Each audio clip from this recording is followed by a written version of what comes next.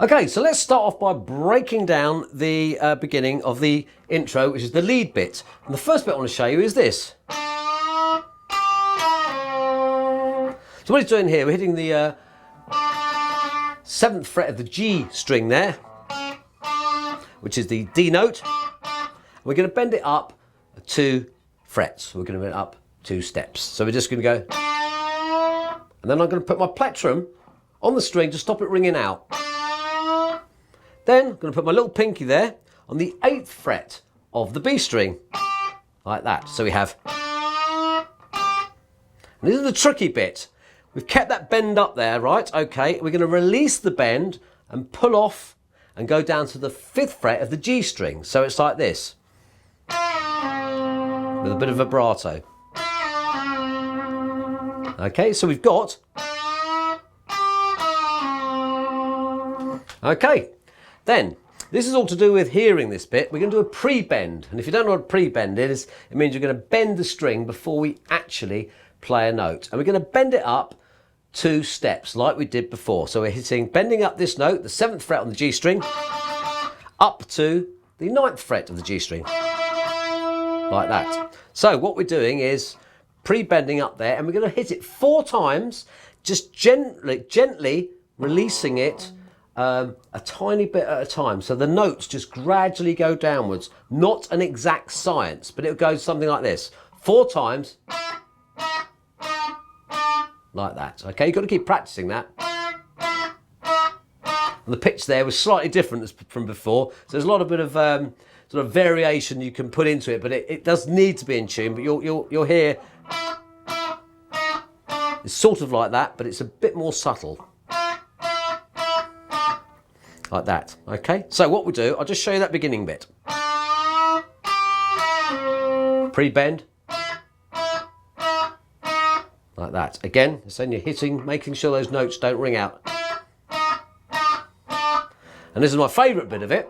This is we're doing some open string pull-offs here. So we're going to use the 7th fret to the 5th fret of the G string, and the 7th fret of the G, 5th fret of the D string. I'm going to go like that. I said it's a lot quicker, like that. So it goes like this, slowly.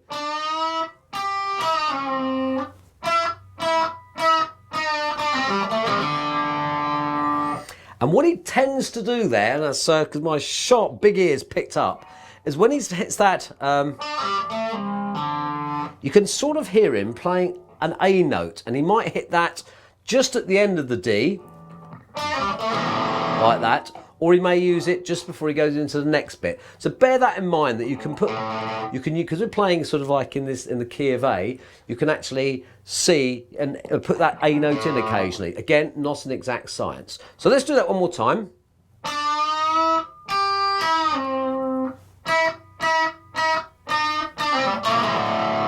So I just managed to hit that A note then.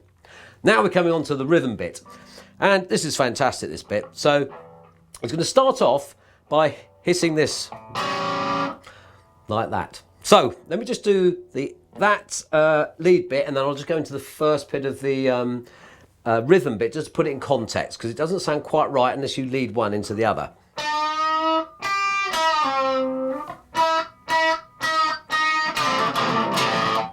Like that. So what I've done there, on that first rhythm bit, I've hit the open A, I've hit the D on the 5th fret, and I've hit the G on the 5th fret, and then hammered on with my middle finger to the 6th fret. So it's like that. Nice and dirty, isn't it? So that's your first bit. Like that. That's sort of like an A7 shape. You're not playing the full A7 chord. You're just going to play that there. So you're going to sort of like, you've got 2 choices here. You can emphasize that bottom note, or I tend to like hit more the A, D and G strings, so you can actually hear the, but that actual riff becomes more prevalent later on. So I think Joe Walsh was quite subtle in making it go as the first part of the riff, and he makes it more prevalent, the little hammer on later. So let's take it up to that bit slowly.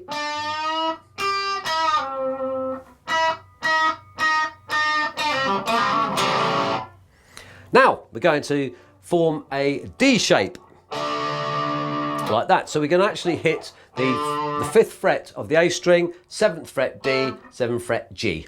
We don't necessarily need to hit that B string on the 7th fret, but if you do, it doesn't matter. So you've gone, then we're going to go, so you're going to play that D chord there, okay, and then you can do that hammer on again, like that. But this time, as you can hear, I'm using that G string more, so it gets the melody line out a little bit more, okay. What he tends to do is on this point, I'm not sure I did it in the intro or not, he'll slide down. So he'll go,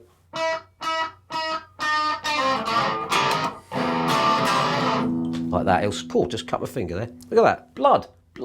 Yeah. So, and then you slide down like that on the first one. He does that because he likes all his band to be drummers. He wants everyone to pretend they're a drummer playing the rhythm. And you'll hear as I go along how he does that. Right, okay, so we've got the first bit of the, and like that. Okay, that's the first bit of the rhythm. Now, we're going to use an E minor 7 shape and go like this. So all we're doing then is playing the, barring the 7th fret, sorry, of all the strings, and just hammering on with an E minor shape, so E minor 7 shape. So that's basically the ring finger hitting the 8th fret of the B string, and then I use my ring finger to hit the 9th fret of the D string, like that. And then he'll play it again, like that. And what he tends to do, so my fingers aren't big enough for this, he doesn't bar it like that. He manages to just do it like that. I can't do that, I have to bar it. And what he tends to do is, he puts a bit of vibrato on. So I can do a bit of vibrato, but I'd keep my finger there. Not too bad, is it? Right, so where we're up to at the moment is this. Do that again.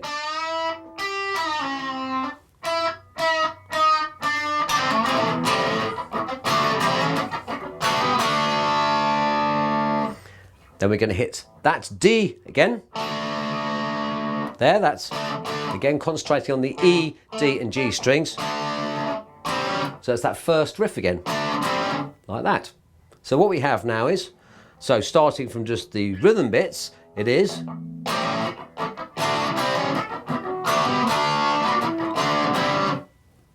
that's all there is to it. Then he repeats it.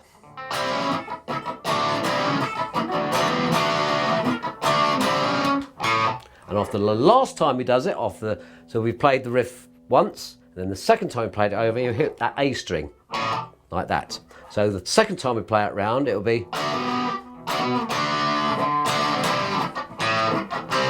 and then we just keep playing it over and over again. Okay, so before I run through it again slowly, I just want to emphasise this rhythm pattern. So all the time we're going, every time we're playing a riff,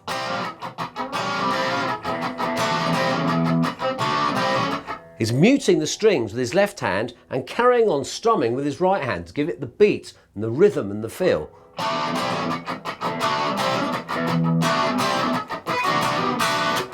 So every time you're playing a little riff, you lose the fingers off the strings, release them, deaden them, and using your right hand to strum the muted strings. So if I do that slowly for you, you'll see what I mean. So when I'm playing the D there, the A bit, to mute the strings, I'm just gently using one of my fingers, my little finger, just to dead over there. It doesn't matter where you put it, but as long as it's deaded. So it's deaded? What does that mean? Anyway, you've deadened the strings. I'll come up with some great ones. Anyway, it says. So quick bit of, like I said, a quick bit of vibrato.